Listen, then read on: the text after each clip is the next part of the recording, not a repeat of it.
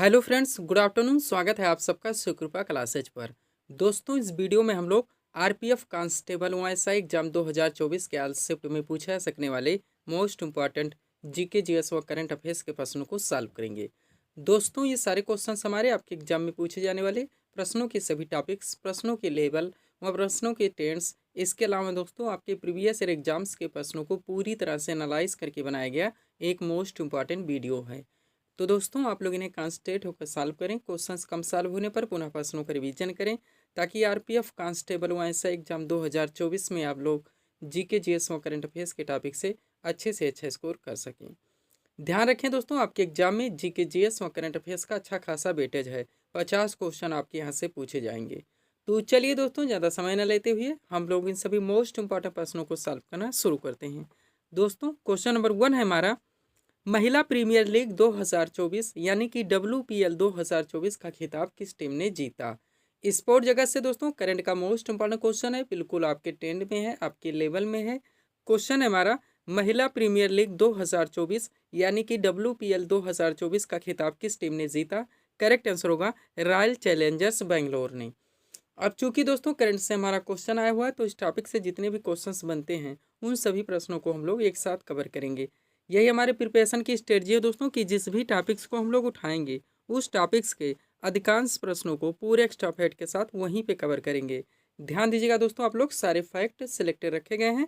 पहला पॉइंट है हमारा, महिला प्रीमियर लीग 2024 यानी कि WPL 2024 का खिताब रॉयल चैलेंजर्स बेंगलोर ने जीत लिया है। आयोजन की बात की जाए तो नई दिल्ली में किया गया।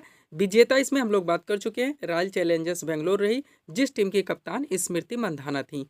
उप विजेता की बात की जाए तो दिल्ली कैपिटल्स रहा, जिसकी कप्तान दोस्तों मेग लैनिंग थी। संस्करण ये दूसरा था और इसमें कुल 5 टीमों ने हिस्सा लिया था। पूरी तरह से प्रिपेयर रहेंगे। एक छोटा सा नोट देखेंगे यहाँ पे दोस्तों, महिला प्रीमियर लीग के पहले संस्करण की विजेता टीम मुंबई इंडियंस है, व उप विजेता की बात की जाए तो दिल्ली कैपिटल्स है। इस पॉइंट से भी आप लोग पूरी तरह से प्रिपेयर रहेंगे। आगे चलेंगे हम लोग नेक्स्ट क्वेश्चन की ओर। अगला क्वेश्चन है दोस्तों हमारा, रणजी ट्रॉफी 2024 का खिताब किसने जीता। सुपर क्वेश्चन आपके एग्जाम के लिए लगाया गया दोस्तों, जितने फैक्ट बन सकते हैं सबको कवर किया गया है। क्वेश्चन है, रणजी ट्रॉफी 2024 का खिताब किसने जीता। तो मुंबई ने जीता है। विजेता टीम यानी कि मुंबई क्रिकेट टीम रही। ये 42वां खिताब था। उप विजेता की बात की जाए तो विदर्भ रहा। मुंबई टीम के कप्तान अजिंक्य रहाणे थे और विदर्भ टीम के कप्तान दोस्तों अजय वाडेकर थे। आगे चलेंगे हम लोग। अगला क्वेश्चन है आपका, मियामी ओपन 2024 में महिला एकल का खिताब किसने जीता। करेक्ट आंसर होगा डेनियल कोलिंस ने। सुपर क्वेश्चन रहेगा आपके एग्जाम के लिए। अगला क्वेश्चन है हमारा, राष्ट्रीय महिला हॉकी टीम के कोच के रूप में किसे नियुक्त किया गया है। करेक्ट आंसर होगा हरेंद्र सिंह को। नेक्स्ट, T20 मैच में 12,000 रन बनाने वाले पहले भारतीय खिलाड़ी कौन बने हैं। तो विराट कोहली हैं। और पेरिस ओलंपिक 2024 में भारत के ध्वजवाहक कौन बने हैं। करेक्ट आंसर होगा शरत कमल। कौन? शरत कमल। आगे बढ़ेंगे हम लोग। अगला क्वेश्चन है दोस्तों आपका, वर्ल्ड एथलेटिक्स चैंपियनशिप 2027 का आयोजन कब कहाँ होगा। तो बीजिंग चीन में किया जाएगा। आगामी खेल प्रतियोगिता से आपके एग्जाम के लिए इंपॉर्टेंट क्वेश्चन है, ध्यान देंगे। एग्जैक्ट लोकेशन भी यहाँ पे डाल दिया गया है, ताकि ऑप्शन में यही आए तो आपके क्वेश्चन ना मिस हों और ना ही क्वेश्चन गलत हों। क्वेश्चन क्या था, वर्ल्ड एथलेटिक्स चैंपियनशिप 2027 का आयोजन कहाँ होगा। तो बीजिंग चीन में किया जाएगा। और इसी के साथ देखेंगे वर्ल्ड एथलेटिक्स चैंपियनशिप 2025 का आयोजन कहाँ होगा। तो टोक्यो जापान में किया जाएगा। अगला क्वेश्चन देखेंगे आप लोग, ऑस्ट्रेलियन ओपन 2024 में पुरुष एकल का खिताब किसने जीता। तो जनिनिक सिनर ने जीता है, जो कि इटली से आते हैं। वह यूनाइटेड कप 2024 का खिताब किसने जीता। तो ये जर्मनी ने जीता है। किसने? जर्मनी ने। आगे बढ़ेंगे हम लोग। अगला क्वेश्चन है दोस्तों आपका, 15वें ICC अंडर-19 विश्व कप 2024 का एक दिवसीय खिताब किसने जीता। तो ऑस्ट्रेलिया ने जीता है। एक्स्ट्रा फैक्ट देखेंगे, आयोजन इसका दक्षिण अफ्रीका में किया गया। विजेता ऑस्ट्रेलिया रही, उप विजेता भारत रहा। ऑस्ट्रेलिया टीम के कप्तान इसमें ह्यूज बीवजेन थे और भारतीय टीम के कप्तान दोस्तों उदय सहारन थे। पूरी तरह से आप लोग प्रिपेयर रहेंगे। आगे बढ़ते हम लोग। अगला क्वेश्चन दोस्तों आपका है, भारतीय ओलंपिक संघ यानी कि IOC के CEO कौन बने हैं। तो रघुराम अय्यर। पूरे कंसंट्रेट होकर ध्यान दीजिएगा। भारतीय ओलंपिक संघ यानी कि IOC के CEO कौन बने। Raghuram Iyer.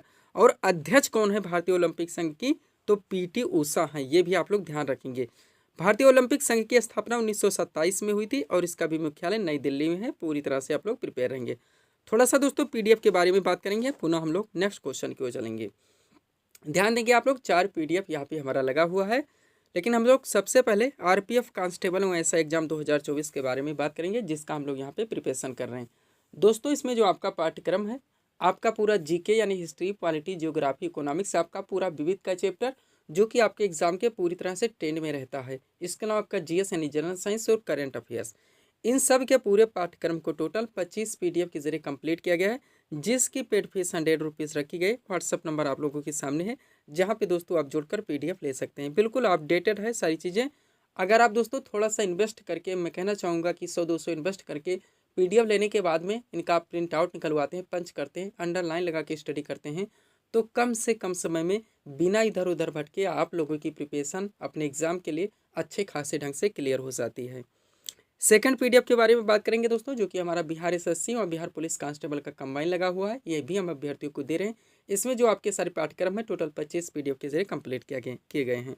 UP police constable exam 2024 के बारे में बात करेंगे दोस्तों। इसमें आपके पाठ्यक्रम को टोटल 40 पीडीएफ के जरिए कंप्लीट किया गया है, जिसमें आपका पूरा जीके आएगा ही, पूरा जीएस आएगा, पूरा विविध आएगा, करंट आएगा, आपका यूपी स्पेशल आएगा, सामान्य हिंदी, यानी सारा कुछ।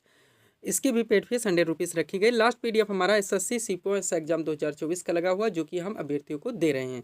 इसमें भी दोस्तों आपके एसएससी के द्वारा जितने भी एग्जाम्स करवाए जाते हैं, चाहे सीएचएसएल हो, सीजीएल हो, आपका एमटीएस हो, जीडी हो, पूरी तरह से उसके पाठ्यक्रम को दोस्तों ये कवर कर रहा है। एक बात कहना चाहेंगे दोस्तों, जितने लोग पीडीएफ ले चुके हैं इन सभी वैकेंसीज का, आप लोग दोस्तों थोड़ा सा इन्वेस्ट करें, इनका प्रिंट आउट जरूर निकलवाएं, अंडरलाइन लगा के स्टडी करें। आप लोग जानते हैं कि एक सीट पर कितने लोग फाइट करते हैं। तब तक जब तक आप लोग थोड़ा सा भीड़ से हटकर कुछ अच्छा कुछ अलग नहीं करेंगे, भीड़ बात आपकी बनने वाली नहीं है, ये आप लोग जानते हैं। चलते हैं हम लोग अगले क्वेश्चन की ओर। अगला क्वेश्चन हमारा किस टॉपिक से है, ध्यान देंगे आप लोग। क्वेश्चन रखा गया है विटामिन डी का रासायनिक नाम क्या है। करेक्ट आंसर होगा कैल्सीफेरॉल। क्या? कैल्सीफेरॉल। विटामिन मोस्ट हमारे क्वेश्चन यहाँ से बनते हैं। एक सीट यहाँ पे हम लगा दिए हैं दोस्तों, जिसमें कमी का प्रभाव भी जोड़ लिया गया है, यानी कि कौन सी विटामिन की कमी से कौन से रोग होते हैं। तो अगर आप इस टॉपिक को हमारे पूरी तरह से दोस्तों रिवाइज रखते हैं, तो विटामिन से रिलेटेड जो भी क्वेश्चन आपके एग्जाम में पूछे जाएंगे वो क्वेश्चन आपके गलत होंगे और ना ही आप लोगों को तुक्का लगाना पड़ेगा। तो चलिए शुरू करते हैं दोस्तों। क्वेश्चन क्या हमारा, विटामिन डी का रासायनिक नाम क्या है। करेक्ट आंसर होगा कैल्सीफेरॉल। अब पहले विटामिन, फिर उनके रासायनिक नाम और फिर कमी का प्रभाव, यानी कौन से विटामिन की कमी से कौन सा रोग होता है। चलिए शुरू करते हैं पहले पॉइंट से। विटामिन ए रासायनिक नाम रेटिनॉल होता है, इसकी कमी से रतौंधी होती है। फिर है विटामिन B1, रासायनिक नाम इसका थायमीन होता है, इसकी कमी से बेरी होता है। विटामिन B2 की बात की जाए तो इसका रासायनिक नाम रिबोफ्लाविन होता है और इसकी कमी से क्लोसिस होता है। विटामिन सी B6 का रासायनिक नाम पायरिडॉक्सिन होता है। मोस्ट इंपोर्टेंट, बार बार पूछा था है। इसकी कमी से रक्त छीड़ता और चर्म रोग होता है। पूरी तरह से आप लोग अपडेट रहेंगे। आगे बढ़ेंगे हम लोग।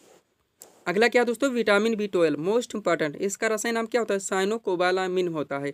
इसकी कमी से रक्त छीड़ता और तंत्र की गड़बड़ियाँ जिससे रोग होते हैं। विटामिन सी आप लोग जानते हैं, सुपर पॉइंट है।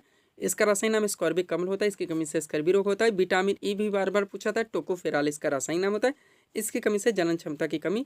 और लास्ट है विटामिन के, बार बार पूछा था, फिलोक्विनोन इसका रासायनिक नाम होता है और इसी का कमी से रक्त चोट लगने पर दोस्तों रक्त का थक्का नहीं जमता। क्वेश्चन डायरेक्टली बनते हैं, आप लोग जानते हैं कि किस विटामिन की कमी से रक्त का थक्का नहीं जमता, तो विटामिन के है। पीडीएफ के बारे में ऑलरेडी बात हो चुकी है दोस्तों। बिहार एसएससी और बिहार पुलिस कांस्टेबल का हमारा कंबाइन है। RPF constable exam 2024, SSC CPOs exam 2024, जो कि एसएससी के द्वारा होने वाले विभिन्न एग्जाम्स के पाठ्यक्रम को भी पूरी तरह से कवर कर रहा है, और यूपी पुलिस कांस्टेबल एग्जाम 2024। बढ़ते हैं हम लोग अगले क्वेश्चन की ओर। अगला क्वेश्चन आपका क्या है दोस्तों, मीनाक्षी मंदिर भारत के किस राज्य में स्थित है। करेक्ट आंसर होगा मदुरई, तमिलनाडु में। एग्जैक्ट लोकेशन भी डाल दिया गया है मदुरई, ताकि ऑप्शन में यही आए तो आपके क्वेश्चन मिस ना हो। आपका दोस्तों ट्रेंडिंग टॉपिक है, आप लोग जानते हैं, ये यहाँ से एवरग्रीन टॉपिक है, बराबर आपके एग्जाम में क्वेश्चन बनते हैं। तो एक सीट हम लगा दिए दोस्तों। जितने महत्वपूर्ण इमारतें मंदिर के नाम है, उनके लोकेशन पूरी तरह से यहाँ पे कवर कर लिए गए। एग्जैक्ट लोकेशन भी डाल दिए गए, ताकि क्वेश्चन कैसे भी किसी भी टेंट से घुमा के पूछे जाएँ तो आपके क्वेश्चन मिस ना हो। तो दोस्तों अगर आप लोग इस टॉपिक को यानी इस सीट को हमारे पूरी तरह से कवर रखते हैं, तो यहाँ से आपके क्वेश्चन ना मिस होंगे और ना ही गलत होंगे। क्वेश्चन क्या था हमारा, मीनाक्षी मंदिर भारत के किस राज्य में स्थित है। करेक्ट आंसर होगा मदुरई, तमिलनाडु में। अब देखिएगा, एक तरफ इमारतें मंदिर के नाम, दूसरी तरफ उनकी स्थिति यानी लोकेशन के नाम। सबसे पहले क्या है, अजंता एलोरा गुफा, जो कि औरंगाबाद महाराष्ट्र में स्थित है। शांति निकेतन आपका बीरभूम पश्चिम बंगाल में स्थित है। सांची का स्तूप आपका रायसेन मध्य प्रदेश में स्थित है। लिंगराज मंदिर भुवनेश्वर ओडिशा में स्थित है। आगे बढ़ेंगे हम लोग। सब कुछ आपके पीडीएफ में दोस्तों अच्छी तरह से मेंशन किया हुआ है। सूर्य मंदिर, जिसे हम लोग काला पैगोडा के नाम से जानते हैं, कोणार्क ओडिशा में स्थित है। दक्षिणेश्वर काली मंदिर आपका कोलकाता पश्चिम बंगाल में स्थित है। सोमनाथ मंदिर गिर सोमनाथ गुजरात में स्थित है। कैलाश मंदिर एलोरा महाराष्ट्र में स्थित है। त्र्यंबकेश्वर मंदिर नासिक महाराष्ट्र में स्थित है। महाबलेश्वर मंदिर आपका महाराष्ट्र में स्थित है। दिलवाड़ा जैन मंदिर बार बार पूछा था, ये माउंट आबू राजस्थान में स्थित है। ब्रह्मा मंदिर दोस्तों पुष्कर राजस्थान में स्थित है। आगे बढ़ेंगे, थोड़े और रहेंगे, उनको भी हम लोग कवर करेंगे। क्या क्या दोस्तों, रामेश्वरम मंदिर मोस्ट इंपॉर्टेंट तमिलनाडु में स्थित है। मीनाक्षी मंदिर जो हमारा क्वेश्चन था मदुरई तमिलनाडु में स्थित है। बृहदेश्वर मंदिर सुपर पॉइंट है, तंजावुर तमिलनाडु में स्थित है। नटराज मंदिर चिदम्बरम तमिलनाडु में स्थित है। वेंकटेश्वर मंदिर तिरुपति आंध्र प्रदेश में स्थित है। वैष्णो देवी मंदिर ये जम्मू कश्मीर में स्थित है। वहाँ खजुराहो मंदिर आपका छतरपुर मध्य प्रदेश में स्थित है। पूरी तरह से अपडेट रहेंगे। सब्सक्राइब करें दोस्तों आप हमारे स्टडी चैनल शिव कृपा क्लासेज को इसी तरह के वीडियोस के लिए। आगे बढ़ेंगे हम लोग। अगला क्वेश्चन आपका क्या है दोस्तों, भारतीय संविधान के किस अनुच्छेद में संसद के संयुक्त अधिवेशन का प्रावधान है? करेक्ट आंसर होगा अनुच्छेद 108 में। क्वेश्चन कहाँ से आया हुआ है? पॉलिटी से, विशेषकर उस टॉपिक से आर्टिकल से, यानी कि तो यहाँ पे दोस्तों पॉलिटी के जितने मोस्ट क्वेश्चन बनते हैं आर्टिकल से विशेष करके उन सभी प्रश्नों को एक साथ कवर किया गया। ऐसे प्रश्न है जो कि आपके सभी वनडे एग्जाम में बार बार पूछे जाते हैं, रिपीट होते रहते हैं। तो चलिए शुरू करते हैं। क्वेश्चन था हमारा, भारतीय संविधान के किस अनुच्छेद में संसद के संयुक्त अधिवेशन का प्रावधान है? करेक्ट आंसर होगा अनुच्छेद 108 में। पहला क्वेश्चन है हमारा, किस अनुच्छेद में मंत्रीगण सामूहिक रूप से लोकसभा के प्रति उत्तरदायी होते हैं? तो अनुच्छेद 75 है। अगला, महान न्यायावधि कभी नहीं भूलेंगे आप लोग, attorney general of India Bharat का प्रथम विधि अधिकारी की नियुक्ति किस अनुच्छेद के अंतर्गत की जाती है? तो अनुच्छेद 76 के अंतर्गत। नेक्स्ट, संविधान के किस अनुच्छेद के अंतर्गत राष्ट्रपति अध्यादेश जारी करता है? तो अनुच्छेद 123 है। अगला, संविधान के किस अनुच्छेद के तहत राष्ट्रपति वित्त आयोग का गठन करता है? तो अनुच्छेद 280 है। आगे बढ़ेंगे हम लोग। क्वेश्चन क्या हमारा, संसद को संविधान संशोधन का अधिकार संविधान के किस अनुच्छेद में वर्णित है? तो 368 है। आप लोग जानते होंगे दक्षिण अफ्रीका से प्रावधान लिया गया है। नेक्स्ट पॉइंट क्या है दोस्तों, संविधान के किस अनुच्छेद में मूल कर्तव्यों का वर्णन है? तो अनुच्छेद 51 का है। वर्तमान में कितने हैं आप लोग कमेंट करके बताएंगे। नेक्स्ट, वित्तीय आपात की घोषणा संविधान के किस अनुच्छेद में वर्णित है? तो 360 है। और संविधान के किस अनुच्छेद के अंतर्गत राष्ट्रपति लोकसभा भंग कर सकता है? तो अनुच्छेद 85 है। पूरी तरह से आप लोग अपडेट रहेंगे। आगे बढ़ेंगे। अगला क्वेश्चन आपके क्या है दोस्तों, संविधान में वर्णित समवर्ती सूची की प्रेरणा किस देश के संविधान से ली गई? तो ऑस्ट्रेलिया से। 3 क्वेश्चन सुपर चल रहे हैं, पहला हो गया। दूसरा देखिएगा, संविधान में वर्णित संसदीय शासन प्रणाली किस देश के संविधान से ली गई? तो ब्रिटेन से। और संविधान में वर्णित मूल अधिकार किस देश के संविधान से लिया गया? तो संयुक्त राज्य अमेरिका से। और भारतीय संविधान की संशोधन प्रक्रिया किस देश के संविधान से ली गई? दक्षिण अफ्रीका से। पूरी तरह से अपडेट रहेंगे। नेक्स्ट, 4 क्वेश्चन एक साथ देखेगा, चारों एक साथ सेट कर दिया गया है, मिलते जुलते क्वेश्चन है ताकि आपको दोस्तों याद रखने में कठिनाई ना हो। पहला क्वेश्चन देखिएगा, भाषाई आधार पर राज्यों का पुनर्गठन किस वर्ष किया गया? 1956 में। अगला है, राज्य पुनर्गठन आयोग का गठन कब किया गया? तो 1953 में। नेक्स्ट है, भाषाई आधार पर गठित भारत का प्रथम राज्य कौन सा है? तो आंध्र प्रदेश है। वहाँ राज्य पुनर्गठन आयोग के अध्यक्ष कौन थे? तो फजल अली थे। पूरी तरह से आप लोग प्रिपेयर रहेंगे। आगे बढ़ते हैं हम लोग। अगला क्वेश्चन क्या दोस्तों, किस संशोधन द्वारा पंचायती राज व्यवस्था को संवैधानिक दर्जा दिया गया? तो 73वां संशोधन था जो कि 1992 में किया गया था। सुपर क्वेश्चन रहेगा आपके एग्जाम के लिए। नेक्स्ट, संविधान के किस संशोधन द्वारा गोवा को पूर्ण राज्य का दर्जा दिया गया? तो 56वां संशोधन था जो कि 1987 में किया गया था। अगला, किस संशोधन द्वारा 10वीं अनुसूची भारतीय संविधान में जोड़ी गई? तो 52वां संशोधन था जो कि 1985 में किया गया। वह अनुसूचित जाति तथा जनजाति आयोग के गठन का प्रावधान किस संशोधन द्वारा किया गया? तो 65वां संशोधन था जो कि 1990 में किया गया था। PDF के लिए व्हाट्सएप नंबर हमारा लगा हुआ है। बढ़ते हैं हम लोग अगले क्वेश्चन की ओर। अगला क्वेश्चन हमारा क्या दोस्तों, आपका एवरग्रीन ट्रेंडिंग टॉपिक आ गया है दोस्तों। आपके हर एग्जाम में यहाँ से क्वेश्चन आप लोग जानते हैं, देखने को मिलते हैं। क्वेश्चन क्या रखा गया है, छठी पंचवर्षीय योजना की अवधि क्या थी? करेक्ट आंसर होगा 1980 से 1985 तक। अब पंचवर्षीय योजना से आवा तो हम लोग क्या करेंगे, 1 से लेकर 12 तक जितने पंचवर्षीय योजनाओं से जितने काम है, जितने फैक्ट बनते हैं, आपके सभी एग्जाम में पूछे जाते हैं, सभी हम इस सीट में कवर कर लिए हैं दोस्तों। आगे उनको पूरी तरह से हम लोग यहाँ पे रिवाइज करेंगे। इसलिए दोस्तों मैं बार बार आपको PDF के लिए बोलता रहता हूँ, क्योंकि आपके सभी पाठ्यक्रम के जहाँ जहाँ से क्वेश्चंस बनने हैं PDF में पूरी तरह से दोस्तों कवर कर लिए जाते हैं और आपको इधर उधर भटकने की आवश्यकता नहीं होती। तो चलिए शुरू करते हैं हम लोग इंपॉर्टेंट पॉइंट्स को। देखिएगा दोस्तों, छठी पंचवर्षीय योजना की अवधि 1980 से 1985 तक थी, जो कि हमारा आंसर है। इसने मूल्य नियंत्रण को समाप्त करके आर्थिक उदारीकरण की शुरुआत को रेखांकित किया। सुपर पॉइंट रहेगा। हमारे एक कंसेप्ट से कई क्वेश्चन निकलते हैं दोस्तों, और हम इस तरह से डालते हैं, ट्रेंड से डालते हैं कि अगर आप रिवाइज रखेंगे तो क्वेश्चन कैसे भी घुमा के पूछे जाएं, आपके सारे क्वेश्चन कवर होंगे और एग्जाम में क्वेश्चन न मिस होंगे न गलत होंगे। अगला पॉइंट देखिएगा, छठी पंचवर्षीय योजना के दौरान जनसंख्या वृद्धि को नियंत्रित करने के लिए परिवार नियोजन कार्यक्रम शुरू किया गया। आप जानते हैं सुपर पॉइंट है, बार बार पूछाता है। और ये अगला पॉइंट और भी सुपर हो जाता है। छठी पंचवर्षीय योजना के दौरान शिवरामन समिति की सिफारिश पर 1982 में राष्ट्रीय कृषि एवं ग्रामीण विकास बैंक यानी कि नाबार्ड की स्थापना की गई। अब एक में कितना आ गया है, छठी पंचवर्षीय योजना के दौरान कौन सी शिवरामन समिति के द्वारा इसकी स्थापना हुई थी? कब? 1982 में। क्या? राष्ट्रीय कृषि एवं ग्रामीण विकास बैंक यानी कि नाबार्ड यानी कि full form national bank for agriculture rural development, मुख्यालय इसका मुंबई में है, सबको ध्यान रखेंगे। ये छठी पंचवर्षीय योजना के दौरान किया गया था। अब चलिए 1 से लेकर 12 पंचवर्षीय योजनाओं को दोस्तों हम लोग एक साथ कवर करेंगे। शुरू करते हैं हम लोग नोट के जरिए भारत की पंचवर्षीय योजनाएं। सबसे पहले प्रथम पंचवर्षीय योजना की अवधि देखेंगे तो 1 अप्रैल 1951 से लेकर 31 मार्च 1956 तक मॉडल पीसी महल हेरा डोमर मॉडल पर आधारित थी। मुख्य उद्देश्य था कृषि विकास। नोट देख लेंगे। इस योजना काल के दौरान कई बड़ी सिंचाई परियोजनाएं लगाई गई, जैसे भाखड़ा नांगल परियोजना, दामोदर नदी घाटी परियोजना, ब्यास परियोजना। एक क्वेश्चन पलट के भी पूछा था कि किस पंचवर्षीय योजना के दौरान ये सारी परियोजनाएं लगाई गई, जैसे भाखड़ा नांगल, दामोदर नदी घाटी और ब्यास। तो प्रथम पंचवर्षीय योजना थी। वो क्यों लगाई गई? थोड़ा सा कॉमन सेंस लगाएंगे तो ज़्यादा दिनों तक याद रहेगा। हेरा डोमर मॉडल पर आधारित थी, कृषि विकास लक्ष्य था, तो इसमें दोस्तों सिंचाई की सुविधाएं की ही जाएंगी।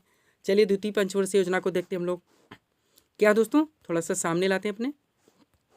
द्वितीय पंचवर्षीय योजना आप लोग देखेंगे। समयावधि की बात की जाए तो 1 अप्रैल 1956 से लेकर 31 मार्च 1961 मॉडल पीसी महल 19 मॉडल पर आधारित थी। उद्देश्य था औद्योगिक विकास। नोट देखेंगे दोस्तों। द्वितीय पंचवर्षीय योजना के दौरान अनेक महत्वपूर्ण वृहद उद्योग जैसे राउरकेला, भिलाई व दुर्गापुर क्रमशः जर्मनी, रूस और ब्रिटेन के सहयोग से स्थापित किए गए थे।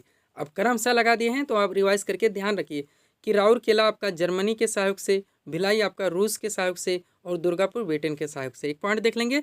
द्वितीय पंचवर्षीय योजना के दौरान भारत में मिश्रित अर्थव्यवस्था का विकल्प चुना गया, ये भी आप लोग ध्यान रखेंगे।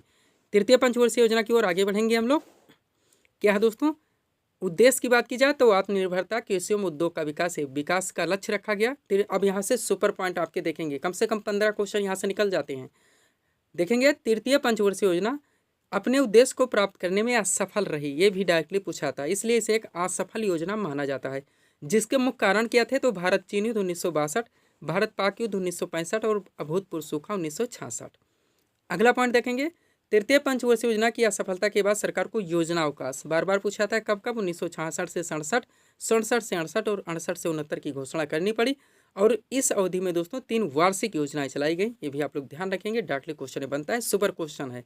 हरित क्रांति की शुरुआत तृतीय पंचवर्षीय योजना के दौरान की गई थी, ये भी आप लोग ध्यान रखेंगे। चतुर्थ देख लीजिए। मॉडल की बात की जाए तो डी आर गाडगिल मॉडल पर आधारित थी। उद्देश्य था स्थिरता के साथ आत्मनिर्भरता एवं कृषि तथा सिंचाई पर महत्व। अब 3 क्वेश्चन यहाँ से सुपर निकलते हैं, देखेंगे आप लोग। पहला है, किस पंचवर्षीय योजना में 14 बैंकों का राष्ट्रीयकरण किया गया? तो चौथी पंचवर्षीय योजना आई थी। और किस पंचवर्षीय योजना में भारत की कृषि वृद्धि दर सर्वाधिक रही? तो वो भी चौथी पंचवर्षीय योजना थी। और किस पंचवर्षीय योजना में इसरो की स्थापना हुई? तो भी चौथी पंचवर्षीय योजना ही थी। पूरी तरह से आप लोग प्रिपेयर रहेंगे। आगे बढ़ेंगे हम लोग 5वीं पंचवर्षीय योजना की ओर। क्या है दोस्तों? मुख्य उद्देश्य की बात की जाए 5वीं पंचवर्षीय योजना की तो गरीबी उन्मूलन और आत्मनिर्भरता पर बल। 3 क्वेश्चन सुपर लगे हुए हैं, यहाँ से देखेंगे आप लोग। पहला क्या है, किस पंचवर्षीय योजना में पहली बार गरीबी हटाओ का नारा दिया गया? तो 5वीं पंचवर्षीय योजना है ये। हजारों बार ये क्वेश्चन पूछा गया होगा। नेक्स्ट, कौन सी पंचवर्षीय योजना जो केवल 4 वर्ष ही चली थी? तो भी 5वीं पंचवर्षीय योजना थी। और किस पंचवर्षीय योजना में भारतीय राष्ट्रीय राजमार्ग प्रणाली की शुरुआत हुई? तो भी 5वीं पंचवर्षीय योजना ही थी। छठी देखेंगे, समयावधि थी 1980 से 85। मुख्य उद्देश्य था गरीबी उन्मूलन और रोजगार में वृद्धि। 2 क्वेश्चन और देखेंगे, बाकी हम लोग पहले क्वेश्चन के जरिए दोस्तों एक स्टॉपेट में कवर कर चुके हैं। 2 फैक्ट यहाँ से और ध्यान रखेंगे। किस पंचवर्षीय योजना का प्रारंभ रोलिंग प्लान को समाप्त करके की गई? छठी पंचवर्षीय योजना थी।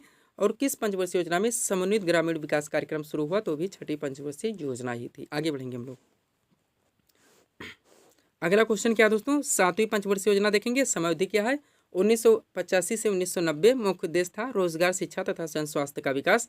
एक क्वेश्चन यहाँ से निकलता है एग्जाम के लिए, कौन सी पंचवर्षीय योजना प्रधानमंत्री राजीव गांधी के कार्यकाल के दौरान हुई? तो यही थी। कौन सी? 7वीं। नेक्स्ट, 8वीं पंचवर्षीय योजना देखेंगे। समयावधि थी 1992 से 97। मुख्य उद्देश्य था मानव संसाधन का विकास। एक क्वेश्चन देखेंगे, किस पंचवर्षीय योजना में प्रधानमंत्री रोजगार योजना जो कि 1993 में शुरू की गई थी? तो 8वीं पंचवर्षीय योजना के दौरान। 9वीं देखेंगे आप लोग। समयावधि थी 1997 से 2002। मुख्य उद्देश्य था न्यायपूर्ण वितरण एवं समानता के साथ विकास। आप लोग पूरी तरह से रट के रखेंगे।